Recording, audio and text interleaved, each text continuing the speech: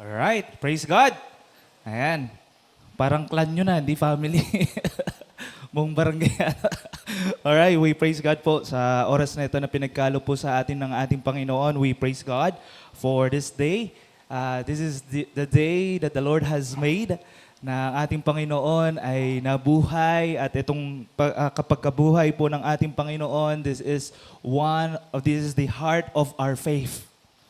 This is the heart of our faith. This is the true faith na pinangahawakan po ng bawat mananampalataya. Di ba? Ng bawat mananampalataya. At sa oras din po na ito ay let us gather together, let us study together po yung kahalagahan po ng resurrection. Kahalagahan po ng pagkabuhay po ng ating Panginoon. Ayan, napagkabuhay po ng ating Panginoon. At sabi nga ni Apostle Paul, doon sa ating mga mababasa, at sinalagay ko nga po sa group chat natin, please read it, dahil hindi ko po lahat ay madadaanan, dahil napakahaba siya, because that is the one chapter, di ba? 1 Corinthians chapter 15, and that is very meaningful chapter about resurrection. Kumbaga, package deal. Lahat ay inexplain po ni Apostle Paul about doon sa resurrection.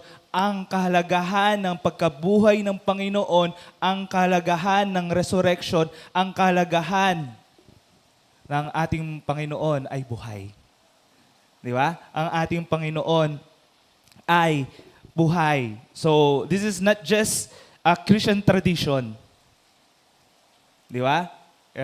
Every Holy Week, nakikita natin sa social media, nakikita natin sa balita, di ba? But for us as Christian, this is not a tradition. This is the great testimony. Amen? This is His great testimony.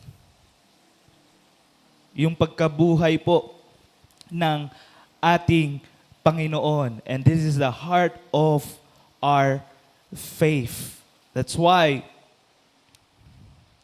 ayan, I ititle God's message sa ating mapag-aaralan. Di ba? Christ is risen. Jesus is what? Alive. Amen? Amen po ba? And we are so thankful to the Lord na yung salita ng Panginoon, yung gospel, yung Old Testament patungkol sa Messiah ay totoo. Amen? Ay totoo. Hindi lamang ito ay totoo, ito ay may kasiguraduhan. Kung mapapansin po natin, sa history natin, meron tayong mga bayani. Tama? Na sometimes doon sa mga bayani, sila ay namatay para sa kanilang bayan. Tama? And then, doon sa kanilang kamatayan, nagkaroon ng kabuluhan. Pero si Jesus Christ, iba.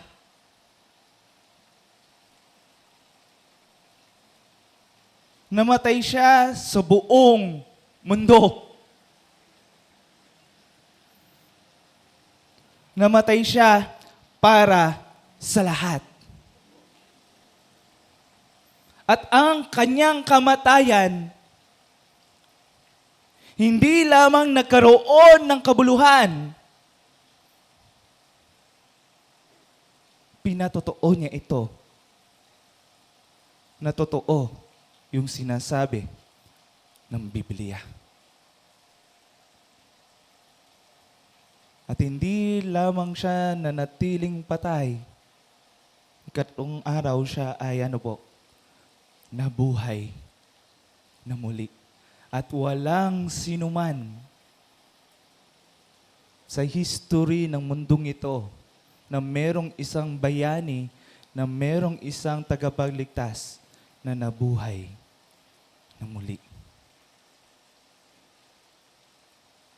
That's why this is not just an ordinary celebration.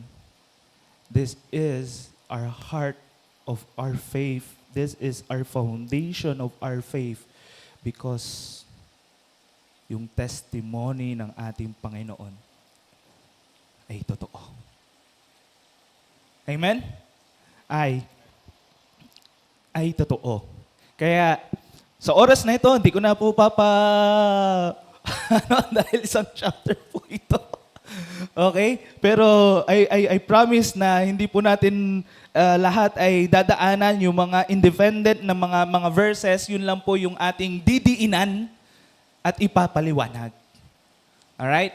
Yung didiinan ang ating papaliwanag. There are 5 points na aking nakita po dito, pero kinumpres na po natin into 3 points. Okay? Into 3 points. Yung first point na makikita po natin yun, the resurrection secures our faith. Saan po natin mababasa yan? In verses 1 to 4 and jump to verse 10, makikita po natin dyan na yung resurrection secures po yung pananampalataya po natin. Basahin ko po sa inyo. And now I would remind you, brothers, of the gospel I preached to you, which you receive, in which you stand. Verse 3, for I delivered to you as of first importance what I also received, that Christ died for our sins in accordance with the Scriptures, that He was buried, that He was raised on the third day, in accordance with the Scriptures. And verse 10, jump po tayo sa verse 10. By the grace of God, I am what I am. And His grace toward me was not in vain.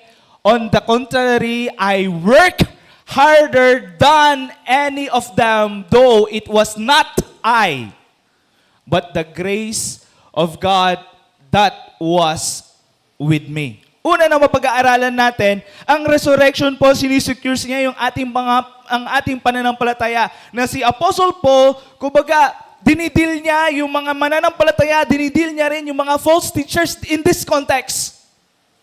Again, this is 1 Corinthians. Marami siyang mga dinidil sa mga Corinthians believers. Marami siyang dinidil sa mga false teachers na ito yung kadalasan na nagko-confuse sa mga mananampalataya in his time.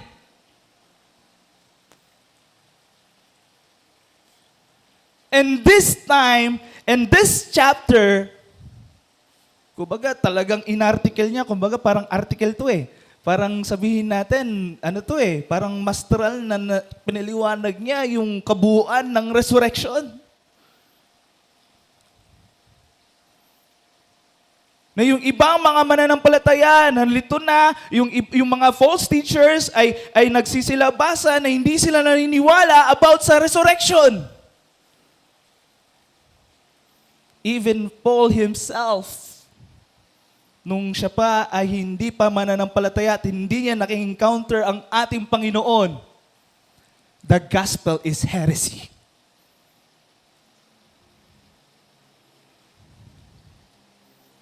Doon sa Book of Acts, kung paano niya pinahirapan, paano niya na naging against siya saan?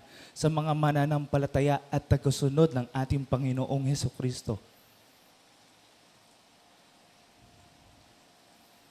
At isa siya sa nangunguna na nagpapahirap at siya rin po ang nangunguna doon sa kamatayan ni Stephen.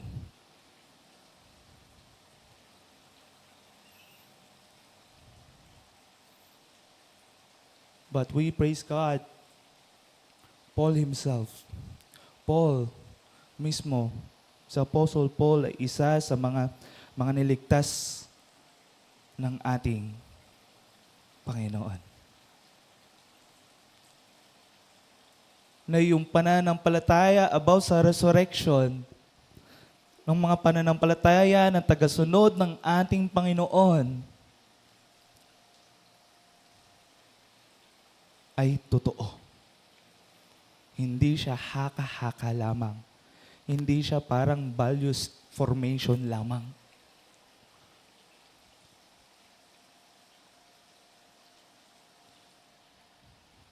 Kaya sabi niya po dito, kung titingnan po natin sa mga nabasa natin, "Now I would remind you, brothers, of the gospel I preached to you." Na sinabi niya sa mga Corinthians believers, sinabi niya sa kanyang mga audience na si Apostle Paul, nire-remind niya yung mga mananampalataya. Na yung mga nalilito, yung mga nagtuturo ng mali, binibigyan niya ng reminder na itong salita ng Panginoon, itong ginawa ng ating Panginoon ay totoo. And this is the very important things. Bilang isang mananampalataya na dapat natin pang hawakan. Na ating dapat pang hawakan. Which you receive and which you stand. For I delivered to you as the first importance what I also received. Sabi niya nga dyan, that Christ died for our sins. Biro mo, si Paul bilang Saul noon, na siya yung nangunguna na nagpe-persecute ng church, siya yung nangunguna na mag-hunt ng mga mananampalataya, kahit itong mga disipulo na ito, talagang porsigido siya na i-hunt down itong mga disipulo niya, ikulong yung kanyang mga disipulo.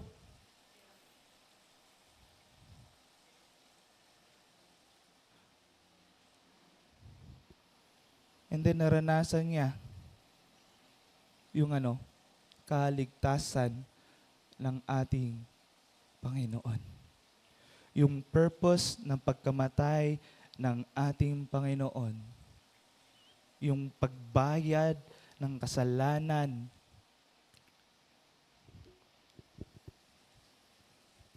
ng ating Panginoon para sa mga tao. Binayaran niya yung mga kasalanan ng mga tao. Sumampalataya sa Kanya. Na namatay siya sa kasalanan ng mga tao. And then, ito, sabi pa dito, with the scriptures, which is the word of God, which is the gospel, that He was buried. Diba? That He was buried, that He was raised on the third day in accordance with the scriptures. Dito makikita po natin yung dynamic ni Paul.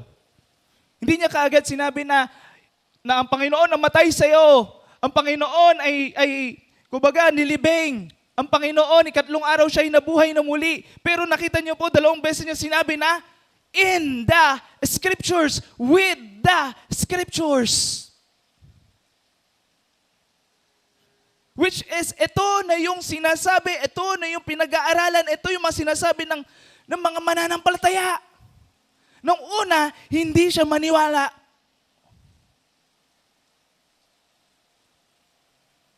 Pero sabi niya, with this scripture, na dating hindi ako naniniwala that this scriptures, this teaching is the heresy. But because of Christ, yung Christ died for our sins, He was buried, and the third day that He was raised up doon sa kamatayan with these scriptures, ay totoo pala. Totoong nangyari. Totoong nabuhay ang Panginoon. Amen? Totoong nangyari ang nabuhay ang Panginoon, which is etong tatlo na ito, this is part of the gospel of Christ. Na dapat nating ibahagi, na dapat nating isapamuhay at ipakita sa buhay natin na ang ating Panginoon namatay para sa atin. Ang ating Panginoon ay nilibing para sa atin. Ang ating Panginoon ay nabuhay para sa atin. Amen? Amen po ba?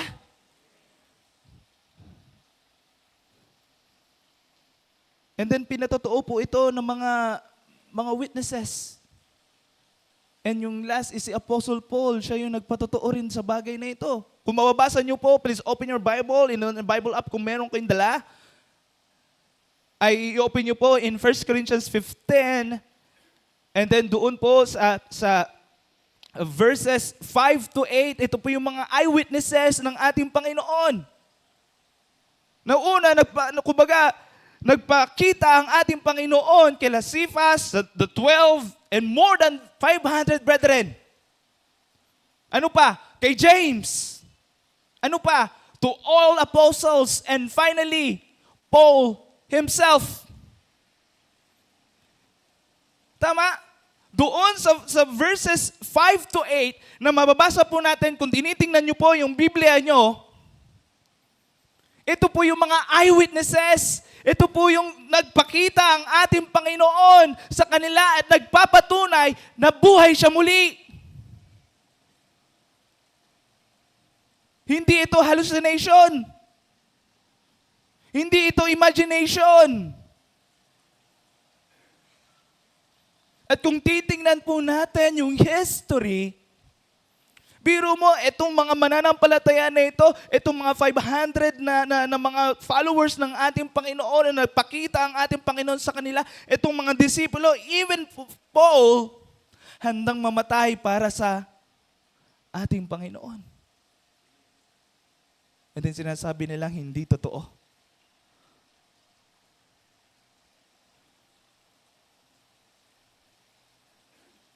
Kumbaga bilang eyewitness na yung katotohanan, hindi mo mapigilan na ibahagi dahil yung kaligtasan dahil sa Panginoon na nagpakita sa iyo, yung nagpakita sa kanila at nagbahagi sa kanila, even yung buhay nila, handa silang mamatay. Dahil sila mismo nagpapatotoo, talagang totoong nabuhay ang Panginoon. At yung kanilang pananampalataya, ang katuruan ng salita ng Panginoon, ang ginawa ng ating Panginoon Kristo, ay totoo. Na siya yung totoong Misaya.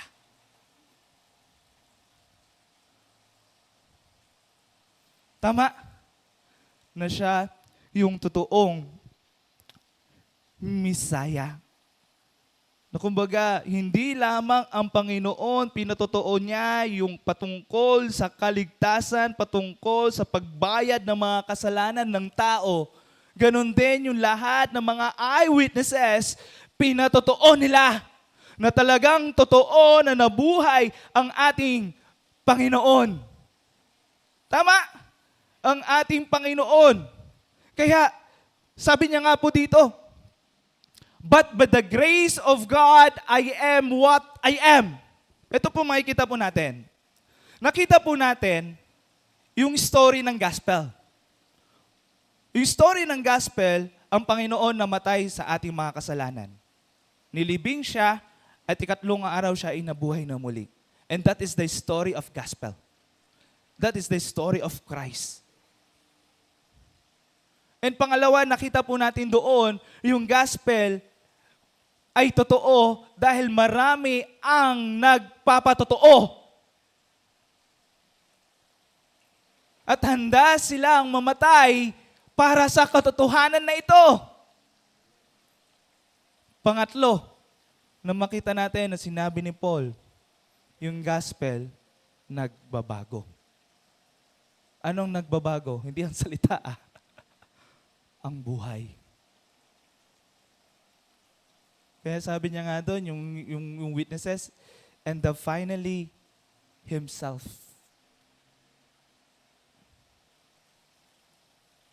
Na-encounter niya mismo ang ating Panginoong Jesucristo. Kaya sabi niya, but by the grace of God, I am what I am. Na dati siyang persecutor ng church, naghahunt ng mga mananampalataya at hindi naniniwala sa salita ng Panginoon. Pero nung na-encounter niya ang ating Panginoon, He is one of the great preacher of the gospel.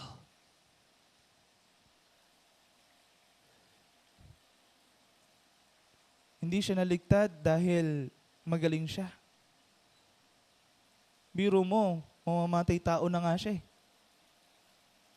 Biro mo, nagre-rebelde na nga siya eh. At hindi siya naniniwala sa salita ng Panginoon at sa pagkabuhay ng ating Panginoon. But God, ang ating Panginoon Kristo,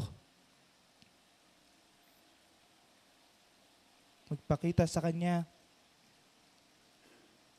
na-encounter niya mismo. And but the grace of God, niligtas siya at ginamit.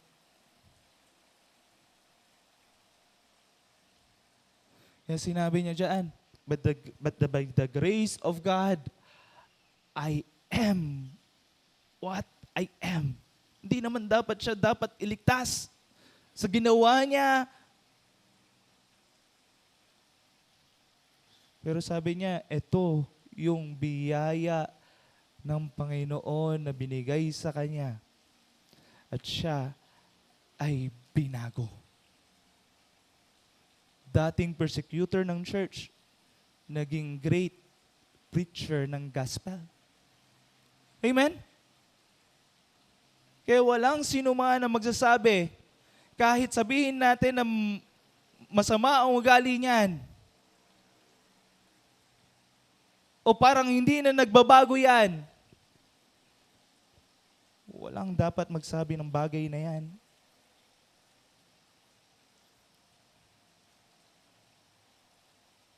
At wala tayong karapatan na magsabi ng bagay na yan, kundi ang ating Panginoong Jesucristo. Dahil tayo mismo niligtas din sa biyaya ng Panginoon. Amen? Na mismo tayo din ay niligtas din sa biyaya ng Panginoon at niligtas tayo, binago niya at binabago niya at ginagamit niya. Amen? At ginagamit niya. Kaya sabi niyan, His grace toward me was not in vain. Biro mo, si Paul mismo sinasabi niya, etong grasya na ito, na kanyang na-experience, na kanyang, kumbaga, binigay sa kanya ng ating Panginoon, hindi niya binabaliwala.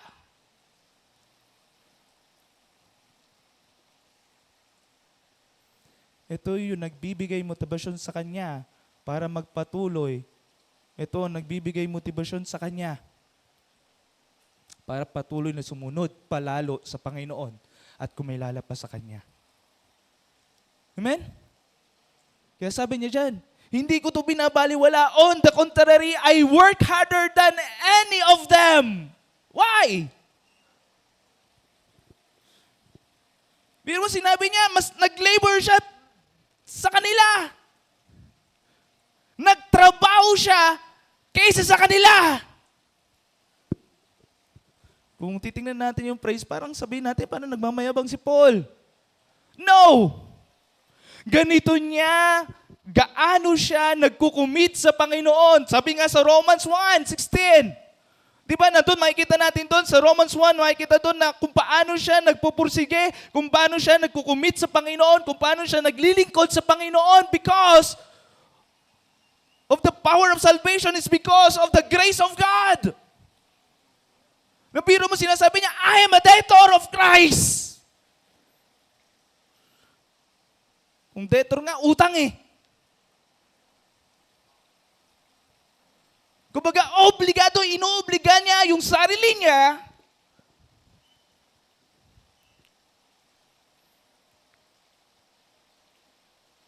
Sumunod. Mag-commit. Maglingkod sa Panginoon.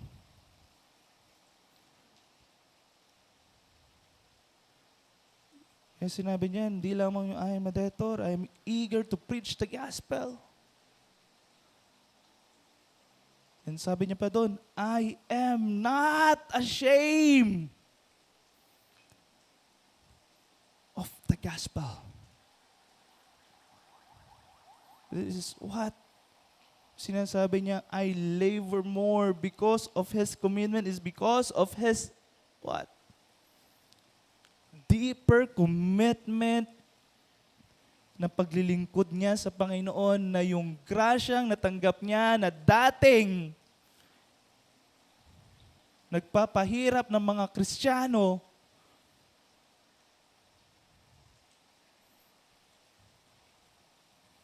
at dahil sa biyaya ng Panginoon, siya ay naligtas at binago ng ating Panginoon.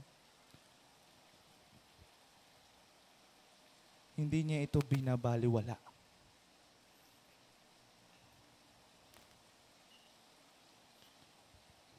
Hindi niya ito binabaliwala.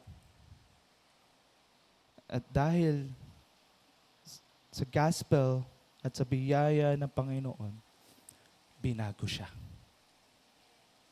Kaya sabi niya dyan, I work harder than any of them. Though, sabi niya, hindi sa kanya. Sabi niya dyan, though it was not I, but the grace of God that is with me. Di ba? Kumbaga sinabi niya, I labor more, pero hindi sa akin. But because of the grace of God. Siguro sa panahon ni Paul, sa mga naranasan niya, maraming discouragement and disappointment sa buhay niya. Sa missionary journey niya, hindi niya lang na-mention kung tutuusin, pero marami siyang mga dinidil. Sa bawat churches, may dinidil siya. Sa bawat churches, meron siyang mini-mentor. Sa bawat churches, meron siyang mga disappointment sa mga mananampalataya. Pero, because of the grace of God, nagpapatuloy siya. Hindi siya nakatuon doon, kundi nakatuon siya sa biyaya na binigay sa kanya ng Panginoon. That's why, na yung faith, lalo na doon sa napatunayan niya na totoo, na buhay ang Panginoong Yesus, ngayong pananampalataya, ang salita ng Panginoon ay totoo. Ang kaligtasan ay sigurado. Amen? Kaya walang magsasabi na ang kaligtasan ay hindi tiyak. Sometimes naririnig natin sa mga paligid natin.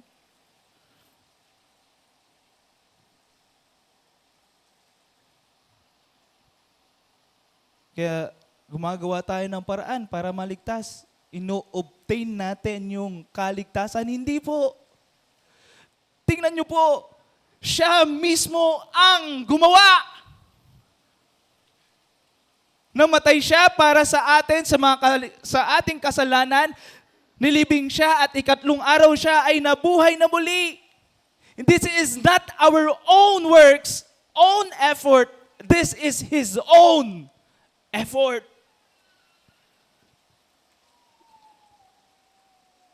Na ginagawa na tayo ay naligtas hindi dahil sa ginawa natin para sa Kanya. Tayo ay naligtas dahil sa ginawa ng Panginoon sa atin. Amen? Na dahil sa ginawa ng Panginoon sa atin. Kaya itong Resurrection Sunday, this is not just a tradition, this is not just parang sabihin natin a holiday. I hope and I pray that this resurrection is what? A true na sinasabi natin na kung bakit tayo nandirito is because ang nagre-remind sa atin na ang Diyos ay, ang Panginoon ay nabuhay na muli. Buhay ang ating Panginoong Hesus Kristo. Yan dapat yung ating panghawakan. Hindi kung saan-saan tayo pupunta. Mas nauna pa yung iba kaysa mismo sa gawain ng ating Panginoon. Na ito yung pundasyon ng ating pananampalataya.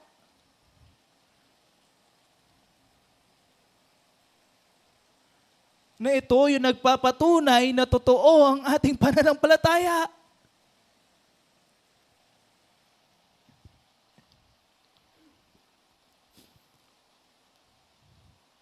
And how come hindi tayo nagkukumit?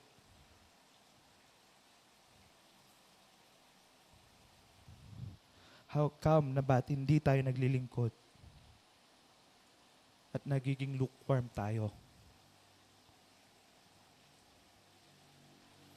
Na mismo ang salita ng Panginoon, na mismo ang kaligtasan ng Panginoon, na mismo ang ating tagapagligtas, na mismo ang ating Panginoon ay totoo at buhay.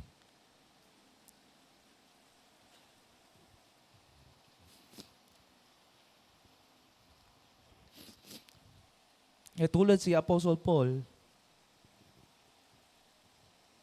binago. Na mismo si Apostle Paul, ginamit. Is this true sa buhay ng isang mananampalataya na pinanghahawakan natin ay totoo ang ating Panginoon Kristo pero hindi tayo nagbabago?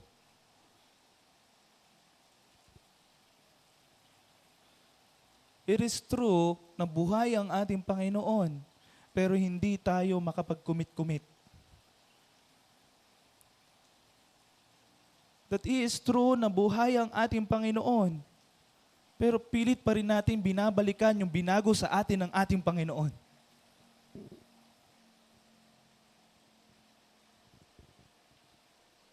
Totoo bang buhay ang Panginoon sa buhay ng isang mananampalataya kung ganito ang kayang sinasapamuhay?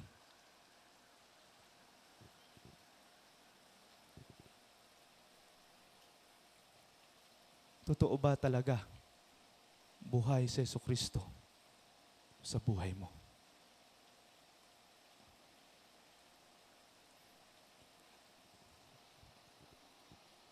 May pagkabuhay ng Panginoon, nagbigay sa atin ng pundasyon na yung pagkabuhay ng ating Panginoon, nagbigay sa atin ng katiyakan. Amen? Kaya, principle, yung resurrection proves that the gospel is what? True. And that salvation is what? Is real.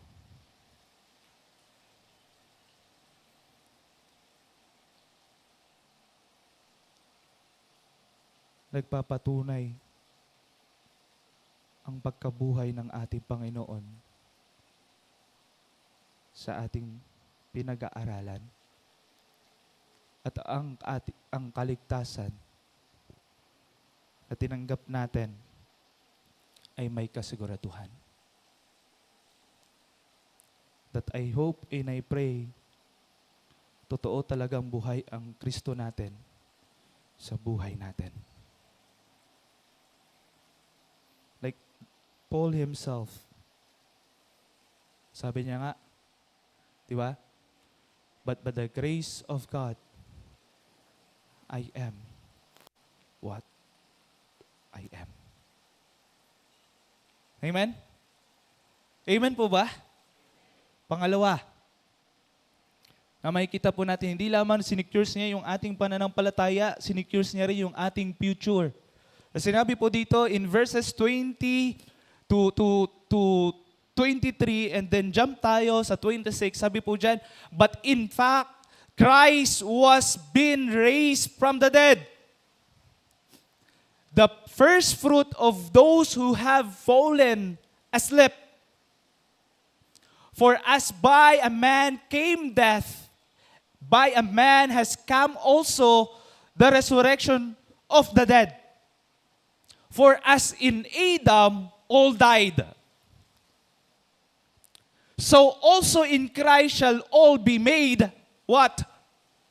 Alive. But each in his own order, Christ the first fruit, then at his coming, those who belong to Christ. Ano yung verse 26 naman? The last enemy to be destroyed is death. Na pangalawa na mapag-aaralan po natin, hindi lamang sinecure niya yung ating pananampalataya, yung resurrection secures our faith. Pangalawa na mapag-aaralan natin, resurrection secures our future. Di ba? Kaya sinabi niya yan, binulit niya, sabi niya, eto ang katotohanan. Hindi sinabi diyan maybe, hindi sinabi diyan hopefully. Pero sinabi niya, in fact, absolute. Na ito yung katotohanan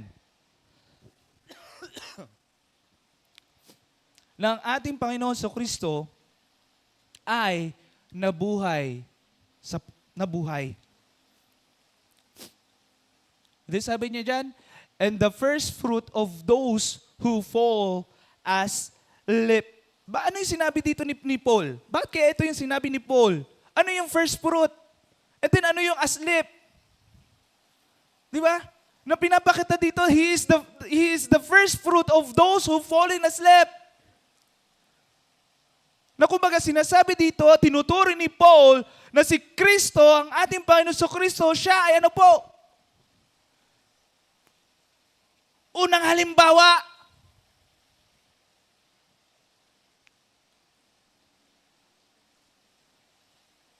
Ng resurrection. Even meron sa gospel, meron siyang binuhay na muli. Right? But, dito, sinabi ni Paul, na sinabi niya diyan, kung ang ating Panginoon is the first fruit, what is the first fruit? That is the first portion na ibinibigay mo sa Panginoon. In the Old Testament, the custom of the Old Testament is, kumbaga, pag sa harvest, tama? First fruit, inilalaan mo sa Diyos. Tama po? Dito, pinapakita dito ni Paul kasi doon sa chapter 15 na ito, hindi lamang doon sa kamatayan ng ating Panginoon at pagkabuhay ng Panginoon, tinuturo niya rin about sa resurrection kung paano nabuhay ang ating Panginoon at kung bakit ang resurrection, ganito rin ang mararanasan ng mga mananampalataya.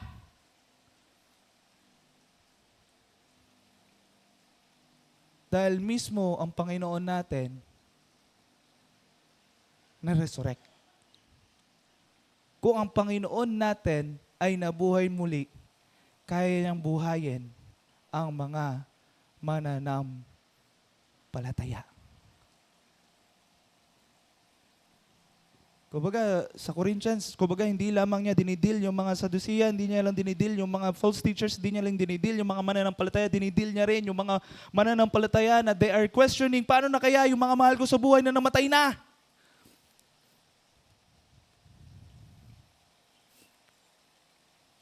And Paul, tinuturo niya at binibigyan niya ng linaw na yung mga mahal natin sa buhay ay makakapiling din natin. Na yung mahal natin sa buhay, meron pa rin kumbaga, yes, totoo, may kalungkutan, yes, totoo, mayroong, kumbaga, iyakan, mayroong mga something na mga nangyayari na sa buhay natin dahil meron pumanaw na mahal sa buhay. Pero bilang isang mananampalataya, hindi yan yung end ng story. Dahil sa resurrection ng ating Panginoon, kayang buhayin niya ang mga mahal natin sa buhay. At makakapiling natin kasama ang ating Panginoon. Pag sila ay sumampalataya rin sa ating Panginoon. Kaya yung first fruit dito na sinasabi dito ni Paul about doon sa Old Testament na custom ng Old Testament na yung first portion of the harvest offered to God. At ang ating Panginoon sa Kristo, in-offer niya sarili niya sa Diyos Ama. Amen? At sa pagkabuhay ng ating Panginoon, this is the first fruit of those who fallen asleep. Kaya nga, dinescribe niya yung mga mananampalataya na pumanaw na para lang silang na tutulog. Kasi balang araw, babangon sila. Balang araw, bubuhayin sila ulit ng ating Panginoon. At kung dun sa harvest, the principle of harvest, the first portion, and then, this is also guarantee na yung full harvest sa pagdating ng Panginoon, tama? I-harvest niya tayo. I-cook up niya tayo. And that is the great harvest. Iga-gather niya tayo kasama yung ating mga mahal sa buhay.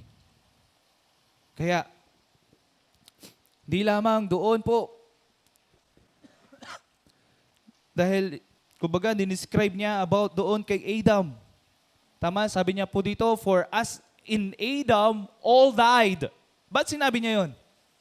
Kasi yung die dito, yung death dito, ang sinasabi dito ni Apostle Paul dito, yung pagkahiwalay natin sa ating Panginoon, sa ating Diyos. Dahil because of what?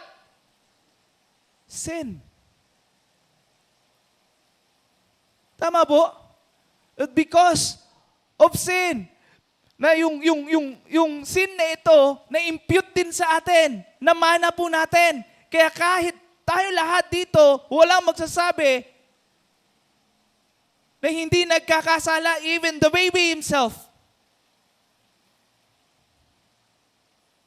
Na-impute sa atin yung kasalanan. Namana po natin yung kasalanan. And then, dahil sa kasalanan, tayo po ay nahiwalay sa Panginoon. Dahil sa kasalanan, makakaranas tayo ng kamatayan. Dahil sa kasalanan, tayo dapat lahat ay mapunta sa impyerno. Pero sabi niya, also in Christ shall all be made alive.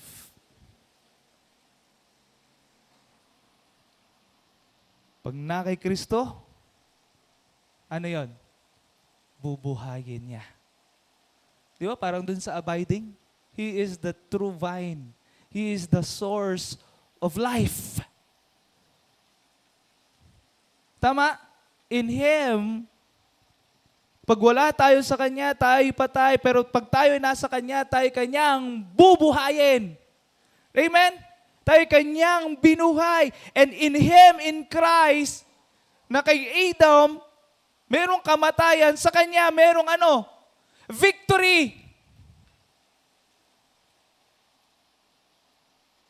At sa ating Panginoon Kristo, merong ano po? Bubuhayin tayo, i-resurrect tayo. Kaya sabi niya dyan, For as Adam all die, so also in Christ shall all be made alive.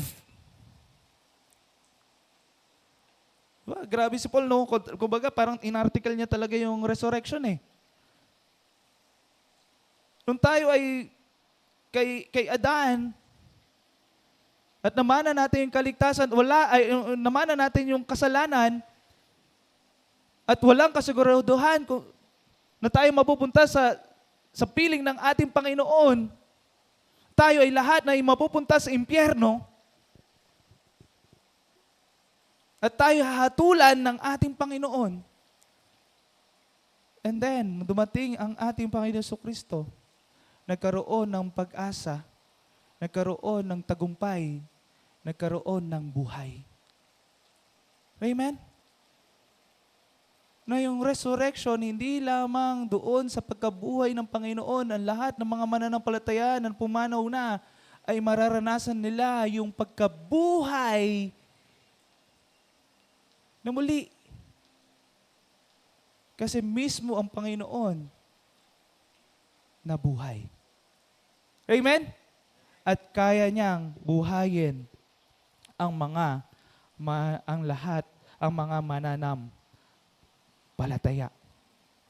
Last, sabi niya dito, and the last enemy is to be destroyed is death.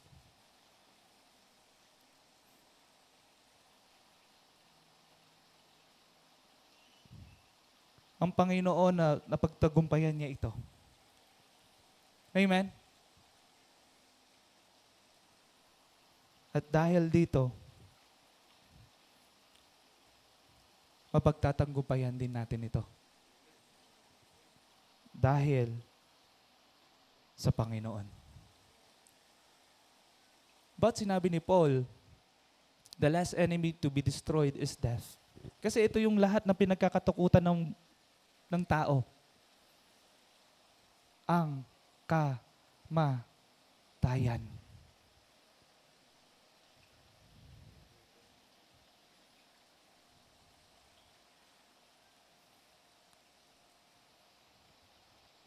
Pero sa Panginoon, napagtagumpayan niya ito sa Panginoon.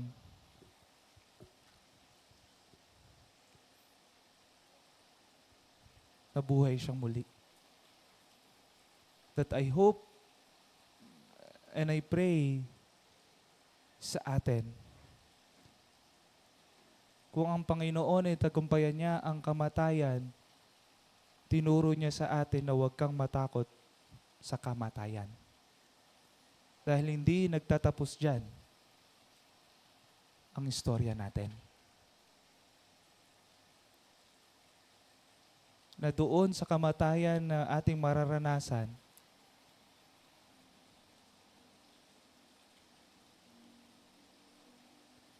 ay dapat hindi tayo matakot, kundi mapalitan ito ng pananampalataya sa Panginoon.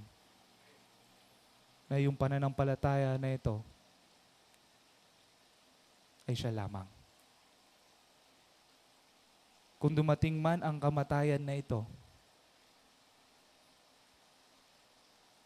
hindi tayo matatakot dahil alam natin, makakasama natin ang ating Panginoon.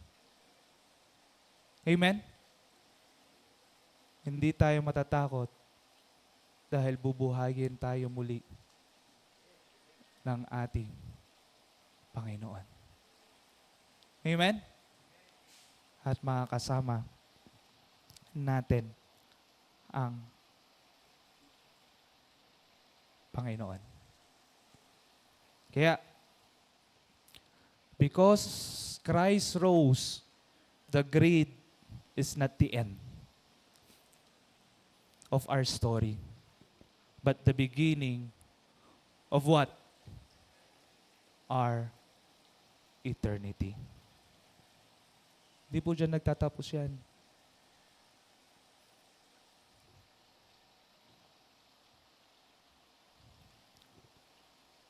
Kaya kung meron tayong mahal sa buhay na pumanaw at siya po ay kumilala sa Panginoon, huwag tayong masyadong malungkot. Huwag tayong parang katapusan na ng mundo.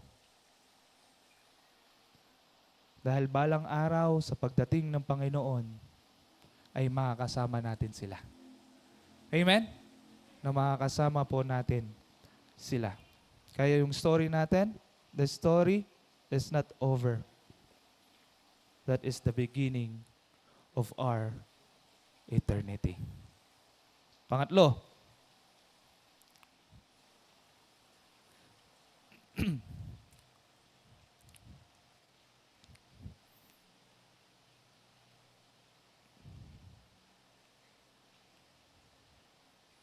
ayan, hindi ko po siya na edit. Ang pangatlo po, hindi lamang po yung resurrection secures our faith. Yung resurrection din po secures our future. And then yung pangatlo naman po, hindi ko lang po na-edit yan. The resurrection secures our purpose. Tapos na yung katiyakan natin ng ating pananampalataya na sinabi ni Paul doon sa gospel, di ba? Doon sa katiyakan, doon sa ating pananampalataya, and then nag-shift siya about doon sa ating, kumbaga, yung future natin na i-resurrect lahat ng mga mananampalataya kasama para makasama ang ating Panginoon, di ba? And then dito naman, nag-shift naman si Apostle Paul, ano yung response natin doon sa purpose ng resurrection? Di ba? Yung purpose ng resurrection. Sabi dito, sa mabasa po natin, behold, I tell you a mystery. We shall not all asleep, but we shall all be changed. In a moment, in the twinkle of an eye, in the last trumpet, for the trumpet will sound and the dead will be raised imperishable, and we shall be changed. In verse 57, jump tayo 57. But thanks be to God who gave us the victory through our Lord Jesus Christ. And verse 58, therefore, my beloved brothers, be steadfast, immovable, always abounding in the work of the Lord, knowing that in the Lord your labor is not in vain. Pangatlo na makikita po natin dito na yung resurrection is what? Secures our purpose.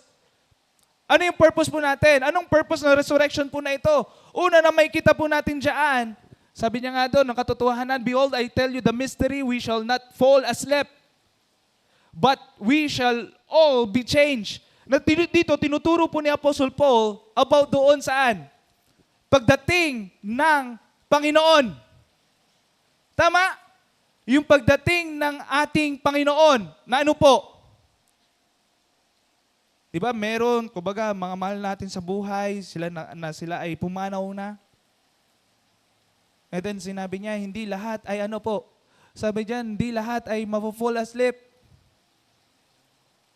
Kasi anytime, pwedeng dumating ang ating Panginoon. Meaning, yung iba sa pagdating ng ating Panginoon, hindi nila mararanasan yung kamatayan. But, sabi niya dito, ito yung kasiguraduhan. Lahat tayo matatransform. Anong transformation ang tinutukoy po dito ni Apostle Paul? Ito yung glorified body. In Thessalonians, di ba? Kumbaga lahat ay mare-resurrect.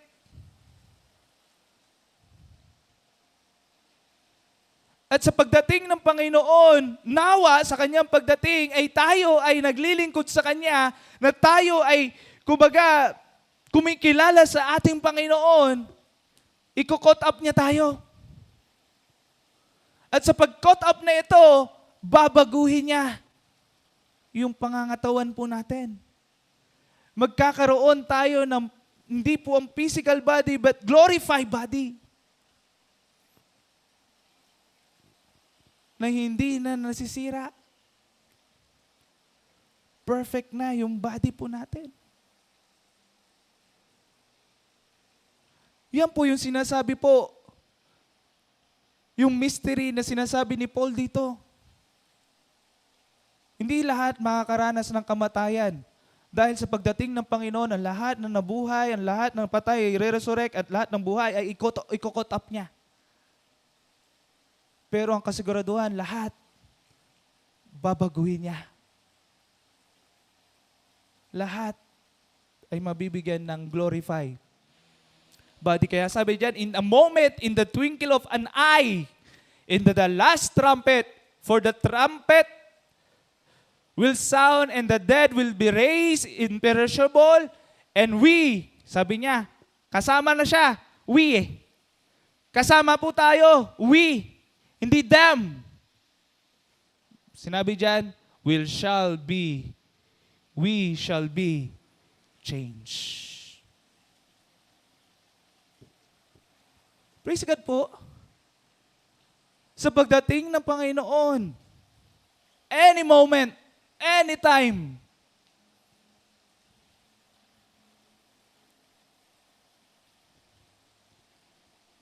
ikokot up niya lahat ng mga mananampalataya. I-resurrect niya ang mga mananampalataya. I-resurrect niya ang lahat ng mga nakaranas ng kamatayan physically. I-resurrect niya ang mga mananampalataya at makakasama natin. At hindi lamang makakasama natin, lahat tayo ay babaguhin ng Panginoon. Lahat tayo ay magkakaroon ng glorified body. Wala nang sakit. Wala nang gutom. Perfect na. Nababaguhin tayo ng ating Panginoon. Kaya kung titingnan pa natin, doon sa verse 54, hindi ko na po naisama po dito. Death is swallowed up in victory. In verse 55, O death, there is thy sting, O grave, where is thy victory? Na yung triumphant na katotohanan po dito, dahil sa ating Panginoon Kristo, yung kamatayan has been defeated. Yung sin has been paid for. And the grave has lost its power. Kaya sabi niya in verse 57, but thanks be to God, who gave us the victory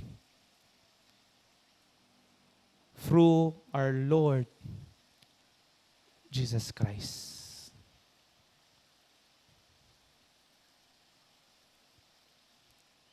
But thanks be to God who gave us victory through our Lord Jesus Christ. Huwag niyo pong kakalimutan yan. Huwag po natin kakalimutan yan. Na yung victory, yung tagumpay,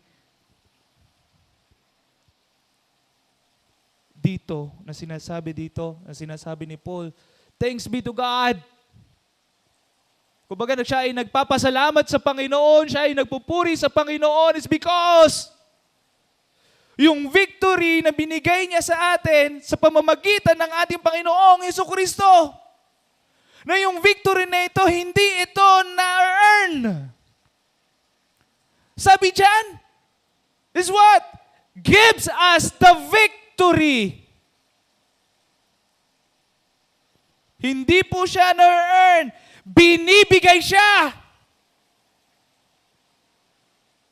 Amen? Sa pamamagitan ng ating Panginoong Hesus Kristo. Praise God. Thank you, Lord.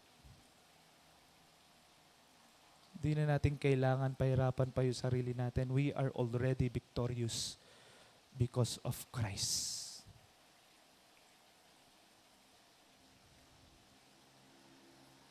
Isa pamuhay na lamang natin yung tagumpay na ito. Hindi natin in-earn yung victory. Ito ay binigay ng ating Panginoon. Hindi ng religion, hindi ng church attendance, hindi ang kung ano-anong mga effort na ginagawa natin. Ang tagumpay ay nagmula at binigay at sa pamagitan ng ating Panginoong Hesus Kristo. Amen? Kaya sabi nga sa Romans, di ba? We are more than conquerors.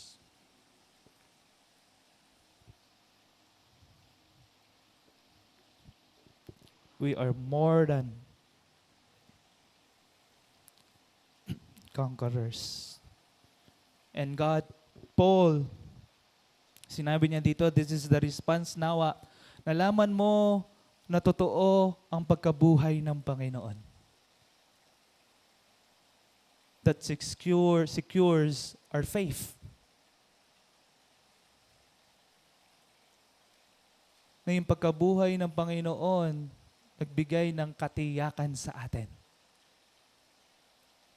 At nalaman natin din na yung pagkabuhay ng Panginoon secures our future.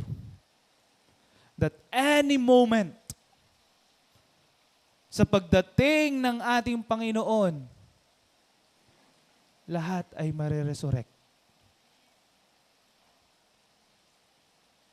At ang kanyang mga mananampalataya, i-caught up niya. Ang lahat ng mga mananampalataya, magkakaroon ng glorified body. Last, sinabi ni Paul, nung nalaman mo itong resurrection, pagkabuhay ng ating Panginoon, na meron kang katiyakan na yung future mo ay secure na rin, ano yung response mo?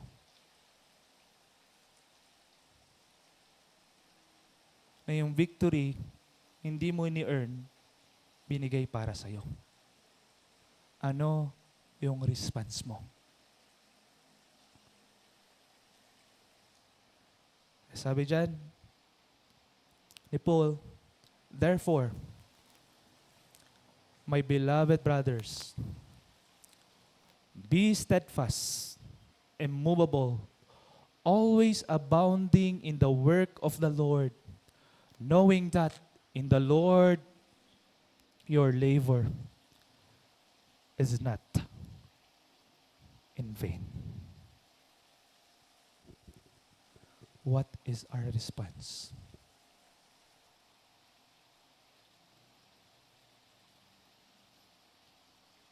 Na sinabi ni Paul, ito yung conclusion niya, that all of those masteral article about sa resurrection,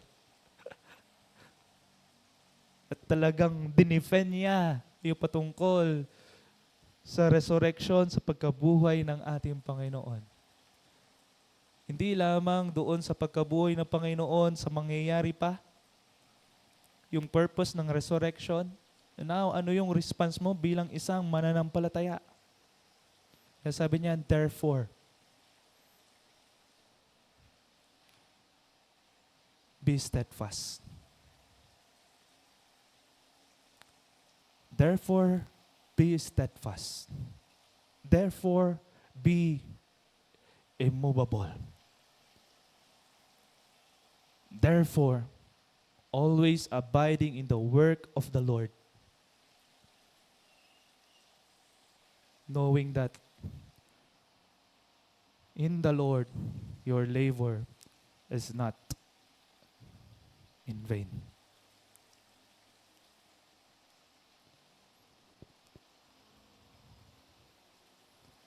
Kaya, because of Jesus Christ, pagkabuhay ng Panginoon, because of the death is defeated, because of future is secure, therefore, keep standing. Therefore, keep serving. Therefore, keep trusting. Therefore, keep obeying. And therefore, keep doing the work of the Lord. Bakit? Kasi every detail ng ginagawa natin sa Panginoon, hindi niya ito binabaliwala. Amen? Hindi niya ito binabaliwala. Sabi niya nga dyan, knowing that in the Lord your labor is not in vain. Your labor is not in vain. Our prayers is not in vain. Yung service natin sa Kanya is not in vain.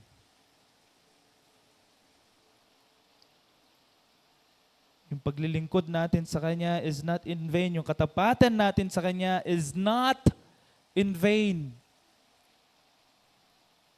At lahat ng ito, sinusulat niya. Lahat ng ating mga ginagawa para sa Kanya, hindi niya binabaliwala. At sa Kanyang pagdating,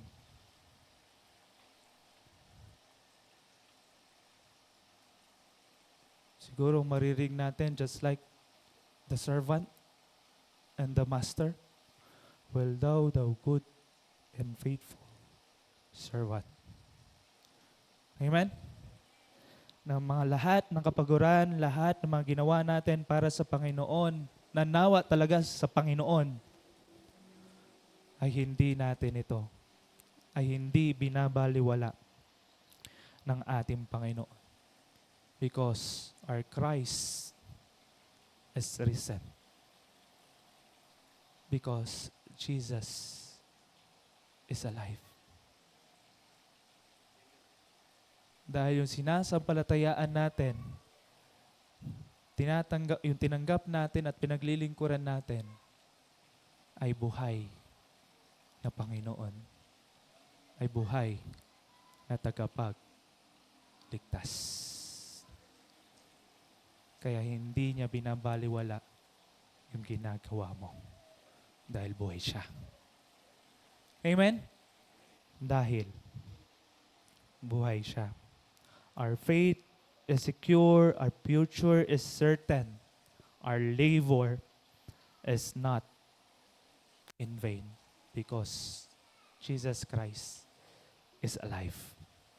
Amen?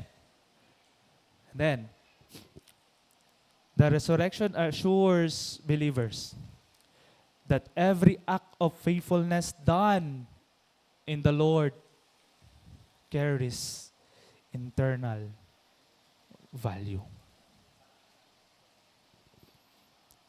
Kaya I hope and I pray that this Sunday, the Resurrection Sunday, it reminds us, it motivates us na magpatuloy pa.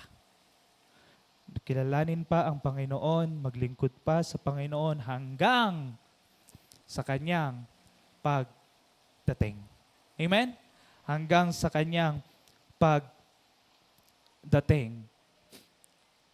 Because Jesus Christ rose from the dead, our salvation is secure. Our future is certain. Our labor in the Lord is never in vain. Kaya I hope and I pray na nawa hindi ito parang celebration, hindi dawa ito parang tradition ng isang mananampalataya. It is our daily living na ang Diyos buhay. Amen? Na ang Diyos ay buhay. Secure yung ating faith, secure yung ating future, at yung lahat ng ginagawa natin para sa Kanya ay hindi niya pinabaliwala. That I hope, I pray sa bawat isa, kung kayo ay hindi pa talaga nakakilala sa Panginoon, kung talaga bang buhay ang Panginoon sa buhay nyo, pero bumabalik tayo sa mga nakaraan natin, I hope it reminds us. I hope ay magiging ito yung magre-remind sa atin na matay na siya para sa'yo. Tinubos na yung mga kasalanan mo. Bakit ka pa babalik?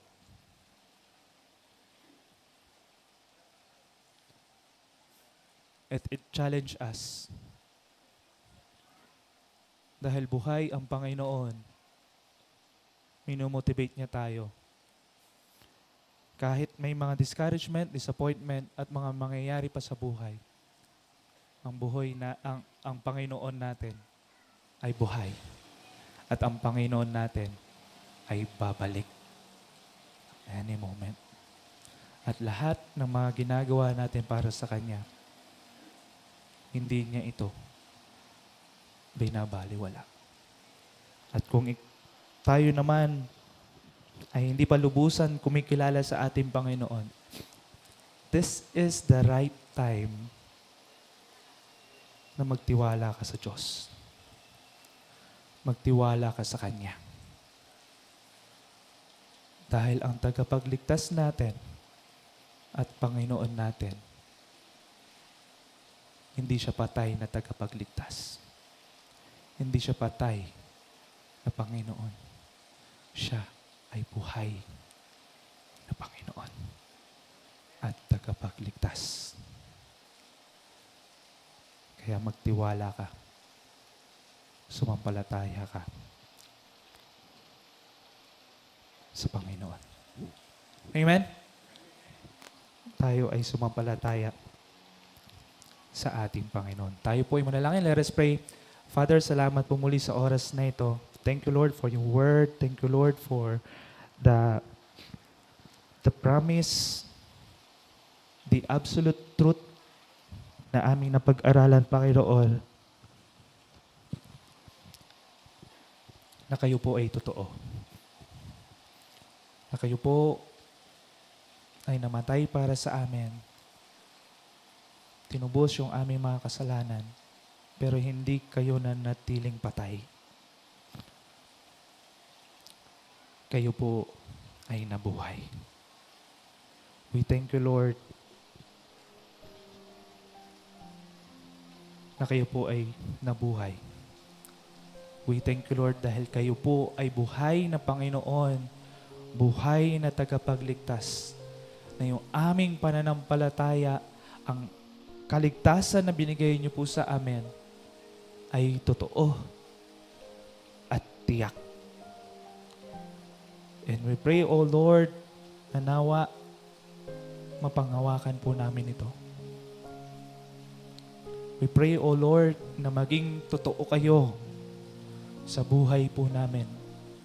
Hindi kayo patay na tagapagligtas at Panginoon namin.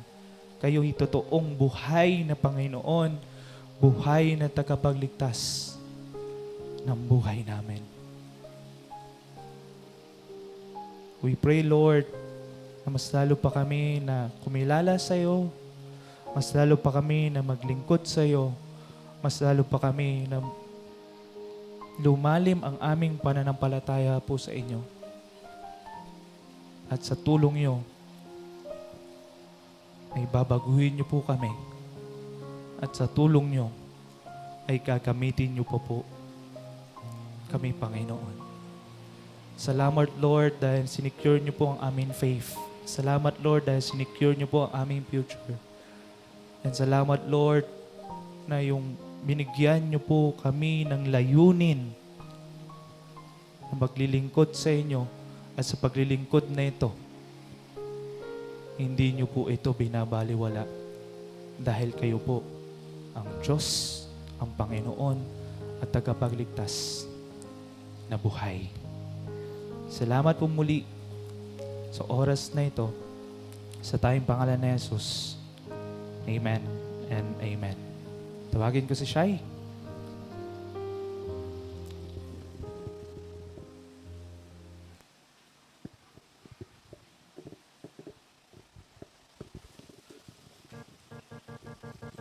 Ayan, so